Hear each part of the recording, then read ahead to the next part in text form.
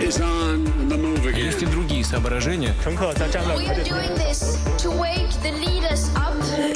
La revue de presse internationale sur Europe 1. Ce matin, nous allons en Inde et en Australie. Première étape d'abord aux États-Unis. Bonjour Alexis Guilleux. Bonjour. À la une chez vous. Eh bien, une affaire d'espionnage. Un ingénieur de la marine américaine et sa femme ont été arrêtés, titre le New York Times, pour avoir tenté de vendre à un pays étranger certains des secrets les mieux gardés des États-Unis sur la technologie des sous-marins nucléaires. Ils ont été piégés par le FBI, explique CNN. Jonathan Toby, l'ingénieur en question, a d'abord proposé de vendre ses secrets nucléaires, mais c'est un agent du FBI sous couverture à l'étranger qui lui a répondu. Le Washington Post raconte que le FBI a réussi à persuader l'ingénieur d'échanger à plusieurs reprises des documents contre de l'argent. Alors que sa femme faisait le guet, Jonathan Toby a laissé derrière lui des cartes SD cachées dans un sandwich au beurre de cacahuètes ou alors dans un paquet de chewing-gum. En échange, il a reçu $100 000 payés en crypto-monnaie par le FBI. Le Wall Street Journal précise qu'on ne connaît pas la puissance étrangère que l'ingénieur a cherché à contacter. On ne sait pas non plus s'il s'agit d'un pays ami ou rival des États-Unis. Inculpé pour complot, le couple doit comparaître aujourd'hui devant la justice. Merci Alexis Guilleux. Nous nous rendons à présent en Inde rejoindre Côme Bastin. Bonjour Côme. Bonjour. À la une à New Delhi. Des réserves de charbon épuisées qui placent aujourd'hui le pays au bord du gouffre.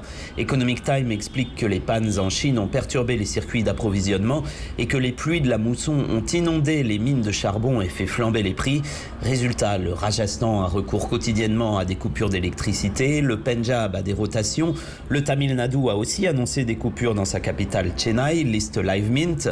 C'est la capitale New Delhi qui inquiète le plus aujourd'hui. Selon son ministre en chef, cité par Hindustan Times, les principales centrales au charbon de la ville ne disposent que d'une journée de stock. En Inde, le charbon pèse pour 70% de la production d'électricité. Toujours selon Hindustan Times, le géant du charbon, Coal India, s'est déclaré sur le pied de guerre pour assurer des livraisons suffisantes. Merci Côme Bastin. En Chine également, on rouvre des mines de charbon pour soutenir la production d'électricité en ce moment. Direction d'ailleurs, c'est le principal fournisseur en charbon de la Chine, l'Australie. Bonjour Albert Lecoinet. Bonjour. Voilà, l'Australie, dernier bastion justement des climato-sceptiques. Ici, c'est la milliardaire Gina Rinehart, la femme la plus riche d'Australie, qui fait polémique dans les médias. Comme le signale le Guardian Australia, Rinehart, qui a fait fortune dans l'industrie minière, a enregistré une vidéo à l'occasion de l'anniversaire de son ancien lycée. Le problème, c'est qu'après une introduction où elle parle de son passage à l'école, la milliardaire se lance dans une longue diatribe qui tente de réfuter la responsabilité de l'homme dans le réchauffement climatique. Le Sydney Morning Herald cite alors Bill Hare, l'un des auteurs de 5 des rapports de l'ONU sur le changement climatique. Elle rappelle que la science a depuis longtemps démontré de façon irréfutable, justement, que les hommes sont la cause principale de la dégradation du climat.